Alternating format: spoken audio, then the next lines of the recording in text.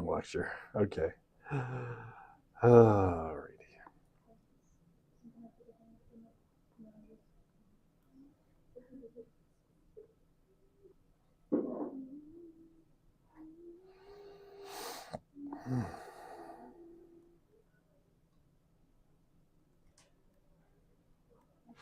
Oh, where's that?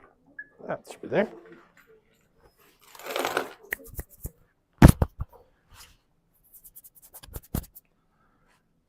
Okay, perfecto. And okay. La la la la la la la. Busy, busy, busy. All right, so I need to turn off some lights. Okay. Woohoo! It's Friday. Alrighty, so very quickly, I will have your exams back this weekend, I promise. I have lots of time to work on it because my wife decided to go to Calgary with the kids, and I was like, no. And she was like, yeah, you should probably stay and do some work. And I'm like, yes, that would be great. So I'm going to stay home, spend probably all of Saturday, and if I have to, all of Sunday, finishing up all the marking I have hanging over my head. And it'll be done before the weekend is out. So we will not hit 3 weeks that you haven't had it, 2.5 weeks. Is that someone's phone? From the other phone. Aha! Okay. Good times. Free phone, everyone. No, I'm kidding, of course. I'll just post it on Reddit and be like, did anyone lose this phone? That usually works. Okay. So last time we were talking about this very messy slide, which is messy because I drew all over it. Okay, the 9 cultural factors that Smith and Denton think account for the fact that the most religious teens in their sample, the ones they called the devoted, that 8% of young people had the best life outcomes. And so we covered all of these. I should check if there's I don't even know where my last question slide was. Oh my gosh, I apparently don't put them in anymore. Oops. Okay, I will just talk about these last 2 points. And obviously there's lots here, and if anyone has any questions about it, feel free to ask. Okay, so the last 2, right, network closure and extra community links. Now of the 2, network closure is probably the more important one. And it's a pretty simple concept. And if you remember, looking at the numbers, there were 2 kind of really important numbers when it came to adult relationships. And actually, I will go back to them and just show them to you again because they matter enormously, right? There are these 2 numbers here, right? 8.4 and 7.3. That's the number of adults a teen can turn to for support, advice, help, not including parents, and the number of supportive adults a teen's parents know well enough to talk to. And you see that these numbers, for the most devoted are considerably higher than the other young people in the sample, right? And here, compared to the disengaged, more than twice as much. Okay, so why does that matter? What does network closure mean in that context? So essentially, in this context, what network closure means is that young people are more likely to be sort of encompassed by a network that's supervising them more of the time, almost continuously. And there are more adults within that network that are talking to each other. So if something happens to the young person, right? If they're depressed or if they're struggling, if they are, starting to experiment with drugs or falling in with a bad crowd or anything, it is more likely that adults are going to notice because those kids are with each other more or with those adults more, and they're going to communicate it back to parents in a way that gets them help, right? Okay, so that's one. They also have less, they're in activities more, so they're less likely to have unsupervised time. And unsupervised time with teenagers is where drugs and sex happen, right? So basically, you have network closure. You have more adults talking to each other about the young person. They're supervised more of the time, which means they get into less trouble. And when trouble occurs, it's more likely that trouble is going to get addressed because the adults are communicating with each other. So again, there's nothing about network closure that would be unique and impossible outside of religious communities. It just so happens that religious communities are a place where people do interact quite a bit, right? People do form close relationships in ways that increasingly young people are not doing. I just had a thought. Sorry. I should say this. I'm going to go back to social capital for like 30 seconds. Okay, because I had a thought of something I didn't tell you last time because I was rushing. So Robert Putnam. So we're done with network closure. I'm going to put a little check mark next to it, and I'm going to go back to social capital for a second. So social capital, again, is your links with other people in ways that you can use your relationships to help you get ahead in life, right? If you need a job or find people to move, help you move, or whatever it happens to be. Robert Putnam, who's a sociologist, he wrote a book called Bowling Alone, and he estimated, and it was written about a decade and a half ago, that somewhere in the range of 50% of all social capital being generated between people in the United States was being generated in religious communities. So while people who attend religious services are a declining share of the population and have been for a while, they're still generating nearly half of all social capital. So people's connections in communities really matter, and religious communities just happen to be one that's strong, enduring, and people tend to really care about. All right, and the last one here, I'm going to do this really quick because it's not as important, I think. Extra community links, and this is just that your community is, your religious communities especially, are linked to other groups. So if a young person wants to do something, right, they want to go feed starving people in Ethiopia, there's a group that your religious community can put you in touch with. You want to build houses for the homeless, right, or serve at a soup kitchen, there are groups that connect to each other. So your community is linked to a whole bunch of other groups and communities outside of it, and it can put you in touch with those people. So again, it gives more opportunities for things like this, right?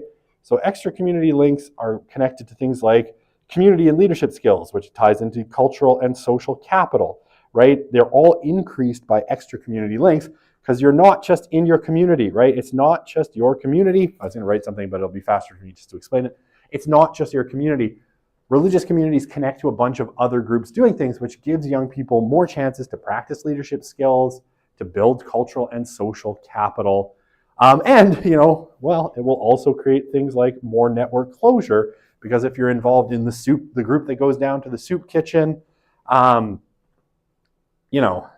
at the end of the day puts you in a position where you're being supervised more of the time, because you're obviously not going there by yourself.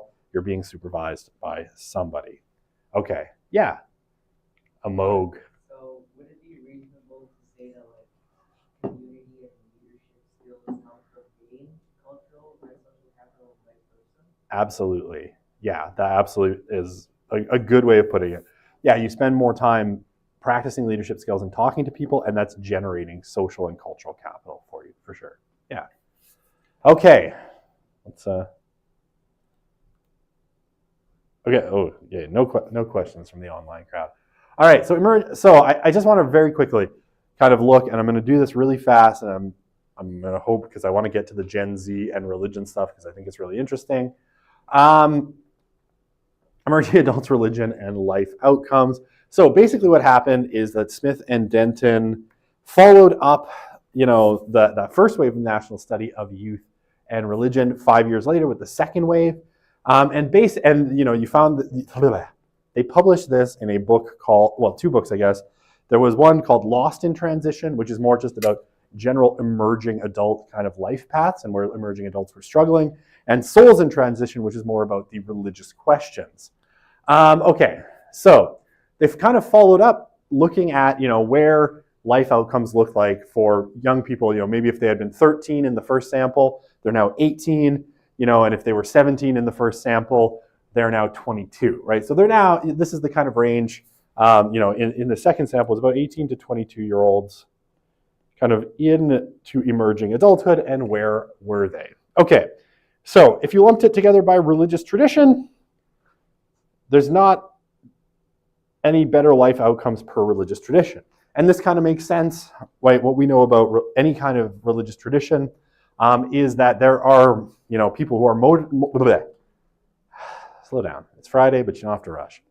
They're more devoted within that religious tradition and less devoted, right? There are very devoted Catholics, there are less devoted Catholics, there are very devoted Muslims, there are less devoted Muslims.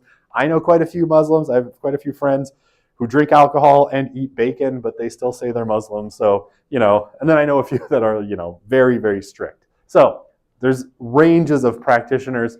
And so what we find within particular religious traditions, I also know Jews that really love bacon. So it's not, bacon is delightful. I will say that. So religion in general, right, and specific religious traditions aren't correlated with better life outcomes. Lots of diversity within it, but the level of dedication plays a big role in positive life outcomes. And the categories, I'll just really quickly say, we see as they entered emerging adulthood are more religious cohorts, right? The devoted and the regulars were both down considerably. The devoted down to 5% from 8. The regulars were 14 from 27, so they're now, very clearly minority. And then, the sporadics,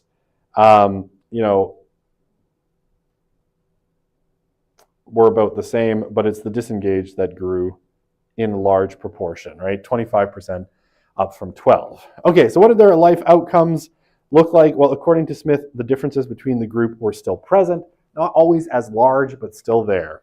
Okay, so, those are tiny numbers. All right.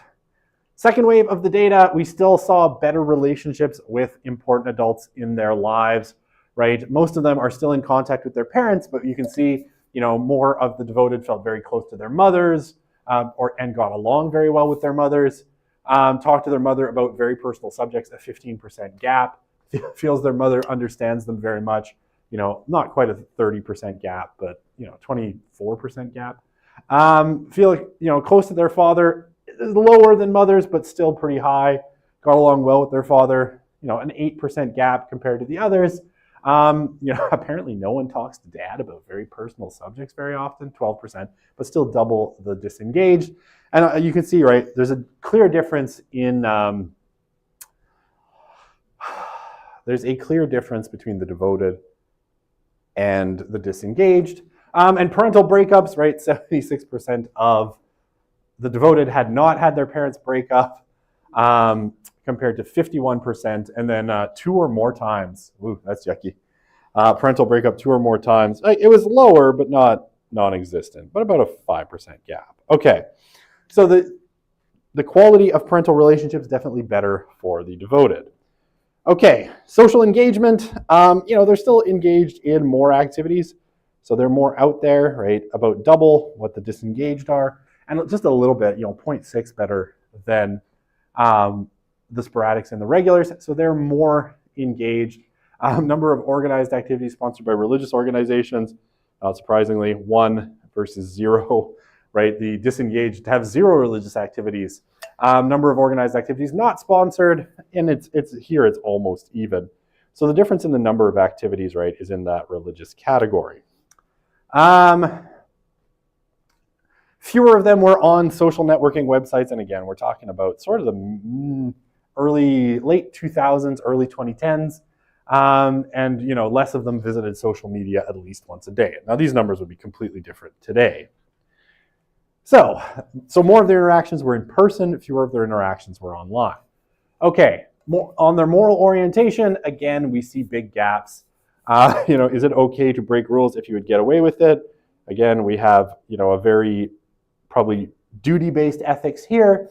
And here, if you would get away with it, so it's situational, it's consequentialist, 22% here. Morals are relative, 16% here versus almost 2/3 there. Say that morals are relative, there's no definite right and wrong. Care very much about equality between different racial groups, 65 versus 43, which is maybe a little bit surprising, but there it is. Very much about the needs of the elderly and the needs of poor people, all higher. So they have a stronger social justice kind of orientation. Risk behaviors, why did I circle that one? Oh, likes to take risks. Fewer of them like to take risks compared to the other categories, a 10% spread. And, they drink less. They binge drink a lot less. And binge drinking is especially bad for you. Drinking is not great for your health. Binge drinking, right, where you have like 4 more drinks in one sitting is especially bad for you, especially if you do it frequently. Percentage of 5 closest friends who do drugs or drink a lot, it's half of the disengaged versus only 16% of the devoted. So they, I dropped my pen. I don't want to pick it up, but I have to. All right, there we go. They don't smoke, right? Weekly or more than never. They're much less likely to smoke, right? Versus like almost 30% of the disengaged who are smoking. And the same thing with weed. None of them said they smoked weekly or more. And the vast majority, 98%, said they smoked marijuana never. And again, in this kind of age category, weed is very, very bad for you. And the size is not particularly controversial. So, fewer risk behaviors, same as we saw with that first wave. Okay, and well-being numbers, right? Fewer of them were in the overweight or obese categories. They felt better about their physical appearance, right? More of them said they were very or somewhat happy versus very or somewhat unhappy. They planned for the future more, right? Again, not a huge spread. That's only, 6%? 8%? Yeah, 8%. But, so they planned for the future more. They thought about the meaning of life almost twice as much. Again, so we see lots of differences. They're much less likely to say they felt sad or depressed. Way less likely to say that they felt life is meaningless. Right? More likely to say rarely or never. They feel loved and accepted a lot, 82 versus 69%. Never feel misunderstood. Well, everyone feels misunderstood sometimes, even me. They were much less likely to feel invisible, right? Especially compared to the other categories. And how do they feel guilty in life? Well, not, rarely or never. They felt a little bit more. How often they feel guilty about things? Yeah, a little bit more than the disengaged. I'm going to say that's Catholic and Jewish guilt showing itself right there. And they were about as likely to have had traumatic events in the last 2 years. So no real difference there. Okay, I circled all of these already. I don't even have to redo it. Right, so they feel that life is close to ideal. And you can see how far they are above the average, right? So 69% was the average. And the devoted were way more likely to say they thought life was close to ideal. So they're happier. They're more likely to say they feel life is excellent by an 18-point spread. Felt satisfied with their personal life. That's a 9-point spread, but still a pretty big and statistically significant one. And like their average life satisfaction scale way higher, and have gotten the important things in life, considerably higher than the other categories. So life satisfaction was higher. Okay, so what's the takeaway? Again, there's obvious ways the religiously devoted were different than other emerging adults, right? They were happier, they seemed better adjusted, they were taking less risks, they were doing more, more things, involved in more groups, connected with more people, they had better relationships with their parents, and all of those things. So they just seem to be adjusting better to emerging adulthood than some of their non or less religious peers. As I say, it's unclear how that helps us. It's an interesting piece of information, but it's not a prescriptive one because you can't prescribe religion.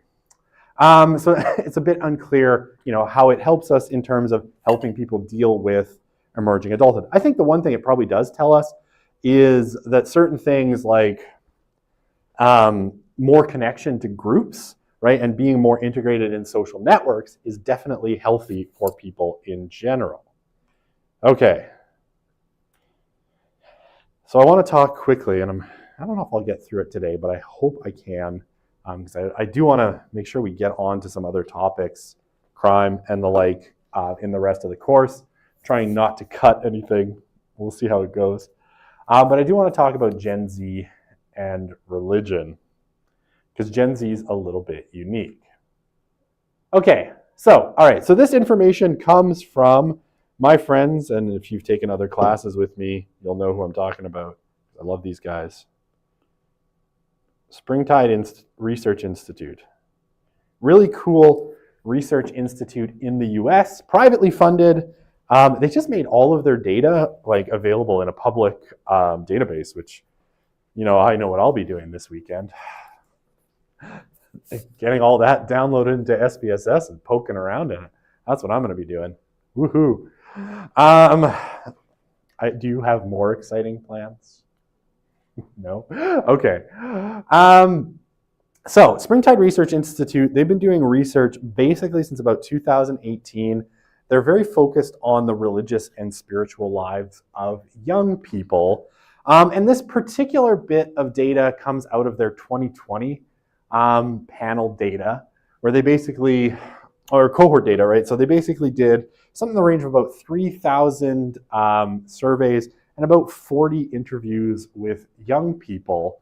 And this is kind of what the religious makeup of Gen Z looked like as of 2020.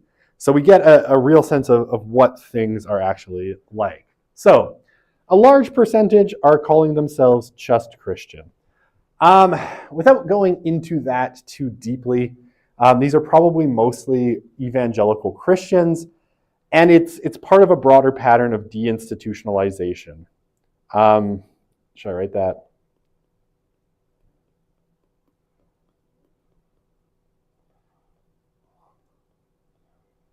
Even in their religious lives, young people are becoming less and less connected to institutions. So a lot of them are, you know, if they're Christian, they're not part of a specific denomination. They might be going to a mega church that's not linked to a broader kind of rubric of Christianity. So they're not Anglican, Catholic, Presbyterian, Pentecostal, or anything. They're just Christian. Okay. And, you know, if you want to learn way more about all of this, come take SOC of Religion with me next fall. It's about half full, or it was last night when I looked at it, but I know the third years are open today, so we'll see how it goes. Okay, so just Christian, Protestant at 16%, and Catholic at 16%. And then with some change for, where's Orthodox? Like over here, about 2%, is it dark blue? This one about 2%. So we have, you know, a little bit more than half of the sample still considering themselves Christian. We've got, you know, 8, 16, 24% who are sort of in non-religious categories. I guess if you, 24, maybe 29% if you count all of these together as non-religious. So about a third of the Gen Z sample putting themselves in the non-religious category. And, you know, some change. You got 5% Mormon, 4% Muslim, 2% Buddhist, 2% Jewish, 1% Hindu, and 1% Unitarian. Oh, good, they still exist. So we see, you know, deinstitutionalization amongst Christians. Christians still making up the majority of Gen Z participants in this kind of sample, and it's, you know, a representative sample in the U.S. So still, the majority consider themselves religious in some way, and it's only about a third that consider themselves completely non-religious. It's unclear what something else means, so I categorize it with the non-religious, but it could be pagan, it could be like spiritual but not religious, it could be a lot of things. Okay, so, oops, sorry, I went forward. So basically said, well, a plurality of young people say their faith remains steady during the pandemic. 47%, so not quite a majority, but a plurality. 27 said they were doubting their faith or lost their faith completely, and 26 said their faith had gotten stronger, right? So, lots going on here. Are you looking for a phone? Yes. It's right there. Thank you. No problem. Okay, so, in terms of disconnection, right, Gen Z has a very, very different attitude religiously than past generations. It's most similar to millennials, but it's very different from the silence, from the baby boomers and from Gen X. Okay, so of the young people who identified as very religious, only 40%, so these are pandemic numbers, so they're kind of interesting. Only 40% said they found connecting with faith communities helpful during challenging or uncertain times.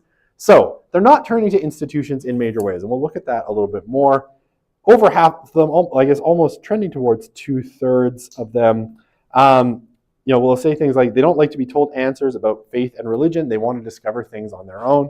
So they're not buying into kind of the boxes of tradition, right? They want to, faith and religion is more of a discovery for Gen Z, and they want to find answers that work for them. We'll talk about it because there's a particular metaphor that we can use here. Religious community, and yeah, basically half of them said, or a little more than half said, religious communities try to fix their problems instead of just being there for them, which is what they want. Okay. So this was during COVID. This is getting a little less relevant over time, but we'll still talk about it. And I think what's interesting here is who did they turn to, or who reached out to them for, to help them during COVID.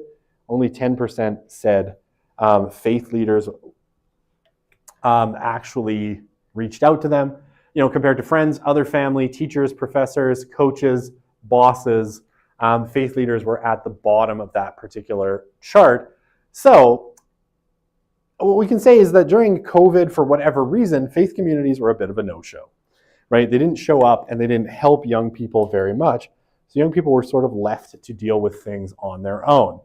Over half of them said that when the pandemic was over, again, this is 2020, they expect that things would be a lot different, mostly in disappointing ways.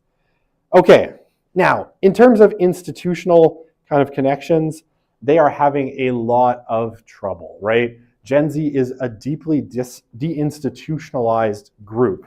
I'll show you some of this when I get to the mental health stuff as well, because this matters a lot, and religion is only one aspect.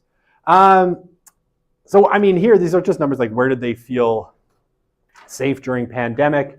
You see, again, church was in that lowest quartile, right at the bottom of the chart. Only 18% said they felt safe.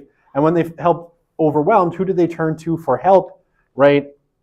Religion is really kind of far down here as well. Only 16% said they turned, when they were having trouble, they turned to someone from their religious communities. So they're not deeply embedded in religious communities, right? They go to their friends, someone in their family, someone from school. An equal percentage say they just go to no one, right? So it's a pretty small number. Faith doesn't seem to play a big role in them dealing with problems. So they don't turn to religion or religious communities in large numbers when they're having problems. Okay, so this is the question, and they were asked to agree with each statement. So when facing uncertain and difficult times, do you not participate in religious practices or turn to religious communities? And what do they say? Why aren't they turning to religious communities? 60% said they don't believe some of the things that religious communities talk about. They don't this is the one, right? They want to find answers on their own. Other things give them meaning, right? So over half of them said they found meaning in other places. This one I always think is interesting. Half of them said they don't feel like they can be their full selves in religious organizations. And as we'll see when we talk about some of the kind of conclusions of this, for Gen Z, bringing your full self and being authentic is super important to feeling safe. Religious communities try to fix their problems, which they don't like. Religion, faith, or religious leaders try to give answers, but they're looking for something else. And again, I think that's super important and super interesting. Religious communities are rigid and restrictive, and they don't find that overly helpful. What else do we have here? Some of them just don't know how to get connected. They have other communities, right? And then religion is about certainty and doesn't welcome uncertainty, doubt, or asking questions. So they feel like, they're not welcome to ask questions in faith communities. So a plurality, not a majority there. Religious gatherings focus on topics that make them uncomfortable. They don't think religion, faith, or religious leaders will care about the things they want to talk to. Again, not a majority, but a pretty strong plurality. They don't trust religious leaders in those kinds of organizations. They don't feel safe in see, these are all pluralities. They don't feel close enough to anyone, so they're not religious. And they don't feel like they have anything. 42% said they didn't do anything religious as a child, so they're not turning to it now. And, again, a pretty good plurality. Almost 40% said they felt like they'd been harmed by religion in the past. So, all right, lots of different reasons. All right, so they perceive also what we call a value gap. So this is kind of a weird question, but it illustrates something which I think is kind of interesting. So it basically asks the young people how much they say they care about these particular issues and how much they think their religious communities care, right? So what you see, pretty clearly at the top here, 71% of Gen Zers said in the sample said they cared about LGBTQA+ rights. So they said that was important to them, but only 44% said they thought that was important to their communities. Gender equality, right? Almost 80%, 77% said it was important to them, but only half of them thought it was important to their communities. The orange part is the gap, right? So you can read all of these. I won't read each and every one of them because you can all read stuff and I don't need to read it.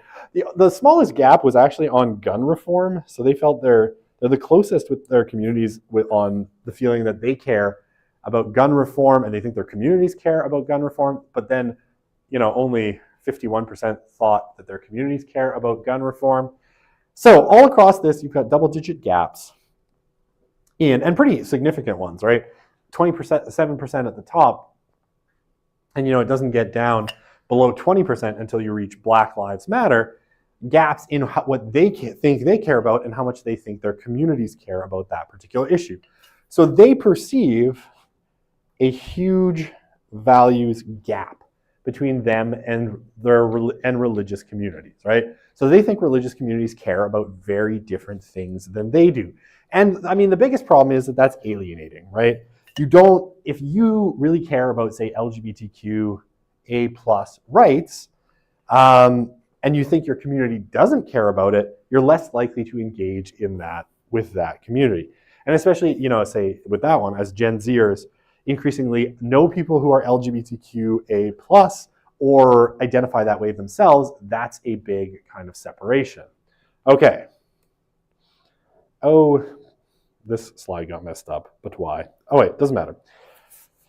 All right, so similar to the data that we saw from the national study of youth and religion. Now, this is a less robust way of asking this particular question. So basically, they asked young people, would you say that you're flourishing a lot, or they're ranking their level of agreement with the statement that they're flourishing a lot in these different fields. And the way they've kind of split this up is between the very religious and the not religious at all. Now, I have to go digging in their data because I want to see this a little bit more. We'll see how much time I have, and I'm glad they published it because I'm wondering what is in the middle here. And this is, they didn't really report it in their public reporting. What is, between very religious and not religious at all. So think of this as like the devoted and the disengaged from the Smith and Denton work. But basically, if we look at, where these young people think they're flourishing, okay, so in romantic relationships, no one's doing well.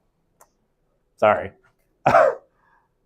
But the very religious, 4% for a 15% gap. Family relationships, there's a 20% gap. So again, the quality of family relationships kind of question that we saw in Smith and Denton's work and Smith and Snell's work is present as well, right? The very religious seem like they have better quality and feel like they're flourishing a lot in their family relationships.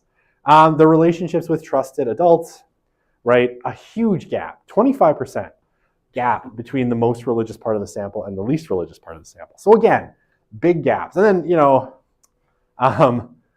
the very religious, they feel like they're doing better at work, they're flourishing more. Again, only a third are saying that, and that leaves a big, big, nasty, sad part of the sample. that doesn't feel like they're doing great, which is tough and sad. We'll talk about some of the mental health challenges for Gen Z. It really is very, very distressing. At home, right? So half of the very religious thought they were doing well at home versus less than a third. For again, a 22% gap. Financially, they were doing better. In physical health and wellness, again, a 22% gap in their mental health. So in terms of mental health, and we worry a lot about Gen Z mental health for lots of reasons, and we'll dig into it when we get into the health unit, which is coming up really quickly. But in their mental health, right, you've got only 18% of the not religious felt they were doing well in their mental health. So again, big gaps. And the same in online life, a 15% gap, which is one of the smaller ones in the sample. So what can we take away? Again, like Smith and Denton, though again, I just want to stress, this is much less rigorous. The way Smith and Denton ask their questions and the way they break down their data is much more rigorous than the way this is constructed, and I don't like this as much. But it's fairly consistent in suggesting that the very religious part of this sample of Gen Z is flourishing or it's doing better than the non-religious portion. So there are kind of general benefits to being religious, which probably kind of coincide with those 9 cultural factors, right, that Smith and Denton talk about. But the most religious part of the sample does seem to be doing better again in lots of ways. Again, self-reporting is not, like I'm flourishing a lot in this, might not be the most accurate way. It might have some social desirability bias, but still, we see it generally in this fairly large sample. All right, 11 minutes to do Faith Unbundled. Okay, so Faith Unbundled, and so this is a concept that comes from Josh Packard, right? He's left Springtide now, which I'm sad about because I really like Josh, and I don't like their new director nearly as much. But he left for a bunch of personal reasons. So he talked about the way that Gen Z is conceiving of religion as being very different from other generations. And he basically says that, he wrote an article and it's on eClass. It's called Spotify as a Religious Metaphor. So what does this mean, right? Okay, so what does he say? Faith unbundled is a term that describes the way young people are increasingly construct their faith by combining elements such as belief, identity, practices, and community from a variety of religious and non-religious sources, rather than receiving all these things from a single tradition. Right, so it's like you on Spotify or Apple Music if you're a sociopath. You go on Spotify and it's not like you just go and look at country music and listen to only country music. Again, unless you're a sociopath.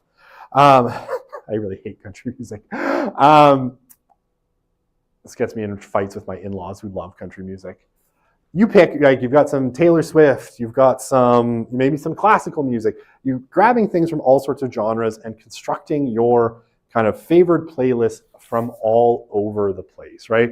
And so what you consume in terms of music is going to be very unique to you, and that's the kind of metaphor. In terms of their religious experiences, what Packard suggests with Faith Unbundled is, let's bust out the highlighter here. Young people no longer rely on a single institution to make sense of their identity, engage with community, outline the boundaries of belief, or offer practices. They're getting things from all over the place. Color, color, color, color, color. Very important point. Totally testable. Okay. And for them, for Gen Z, religion's not a closed system, right? You don't buy fully into, say, Catholicism. You might have elements of Catholicism. You might predominantly identify as Catholic, but you're not closed off to getting information from other places. It's an open system that flows out into and out of other systems, science, ecology, socialization, politics. Religion flows through a bunch of relationships. Okay, so I've got 8 minutes to do all of this. I can do it, I swear. All right, so what does this look like? So basically, Packard splits this up into kind of 4 categories in terms of unbundling, right? So unbundling, again, think of like instead of having all the cable channels that are part of some bundle, you just pick the channels you want, you just pick the songs that you want rather than the whole country music station, right? You're unbundling your particular religious experience from broader experiences. Okay, so what does it look like to unbundle belief from a single source or system? Okay, so can I highlight over this? I can, and it shows. Young people turn to various sources, right? Various sources when making meaning and deciding what to believe about right, wrong, the purpose of life, salvation, and suffering. So instead of, right, it's not like okay, slow down. In the past, right, if you converted, say, to Roman Catholicism or Judaism, right, you would have taken that whole religion as a single package of beliefs. And you would have been like, okay, I'm Roman Catholic, or I'm Jewish, or I'm Muslim. I'm going to take the whole shebang, right? I'm going to take all the beliefs. This is what I am now. And I'm going to align myself with that system of beliefs. What Packard suggests is that what we see with Gen Z is that they're not doing that, right? They're grabbing from various sources to construct their own sort of way of understanding all of these questions about belief, about right, wrong, about purpose, calling, salvation, and suffering. And he says this looks like curiosity. They're curious about a bunch of religious systems. And this makes sense for a generation that fundamentally has access to more information than they know what to do with, or that any of us know what to do with.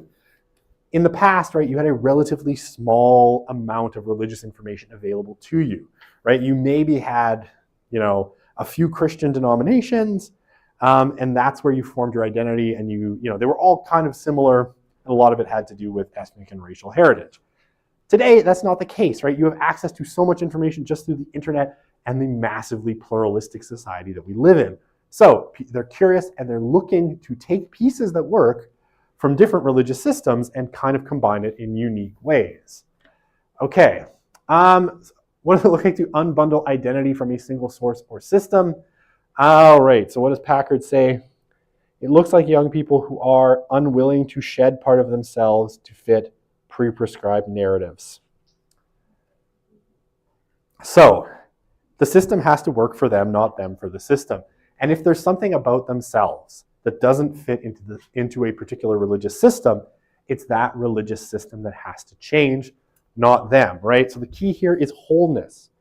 Gen Z is super committed to this notion of wholeness, that they should bring their whole selves to wherever they go, and that there is no reason that they should give up parts of their identity, parts of who they are, or their authentic self, in order to fit into particular boxes that other people have set or institutions have set, right? It's those things that have to change, not them.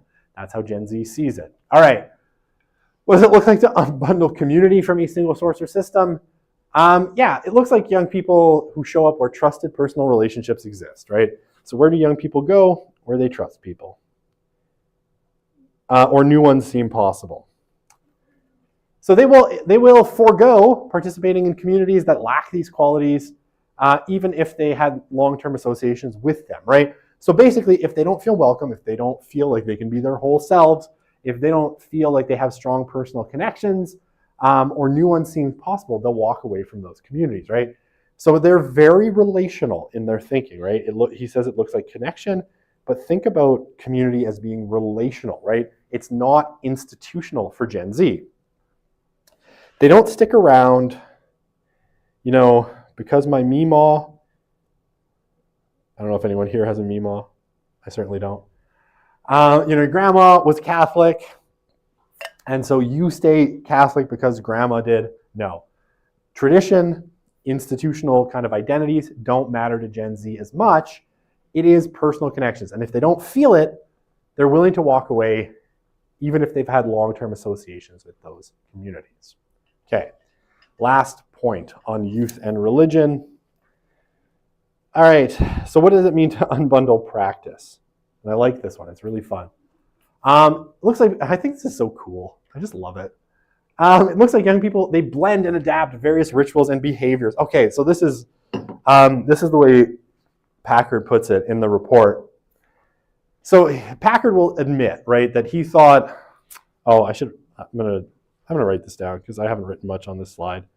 Right, he thought it was an either or, right? That you would have, say, if you were Catholic, it would be like either, the rosary which is the prayer beads that Catholics use, or tarot cards, right? And that you couldn't kind of mix and match these systems. And what he said he discovered in this research is that it isn't an either or, right? It's a both and for Gen Z. So if Gen Z, looking at their religious lives, find that something like praying the rosary works, or centering meditation from Buddhism, right? Or any other, Kabbalah from certain forms of Judaism, if they find that that works, they don't kind of adopt the whole system that goes along with it, right? It's not like, okay, rosary, and then you can't do anything else, right? It has to be, it's like all or nothing. All or nothing, but no, that's not how they think. Because, again, they're focused on wholeness. I don't know what happened there, but it made cool dots and I love it. They're focused on wholeness, right? So if they find the tarot cards, right, or Ouija boards, or whatever, something from Judaism like Kabbalah works along with, praying the rosary or doing traditional prayers in Christianity, they'll adopt both of them, right? So what does it look like? It looks like flexibility. No cool dots there. It looks like flexibility, right? They're not going to suit themselves to existing systems and just buy into those whole systems. The systems have to work for them. So they will take things, right? Praying the rosary and tarot cards. When those things no longer work, they jettison them. They pick up new things, right?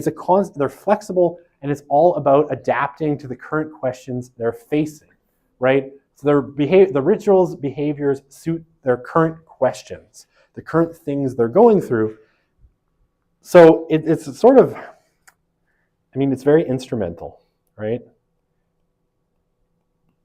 So think about the connection here to MTD,